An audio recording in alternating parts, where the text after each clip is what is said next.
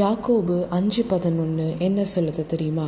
இதோ பொறுமையாக இருக்கிறவர்களை பாக்கியவான்கள் என்கிறோம். யோபுவின் பொறுமையை குறித்து கேள்விப்பட்டிருக்கிறீர்கள்.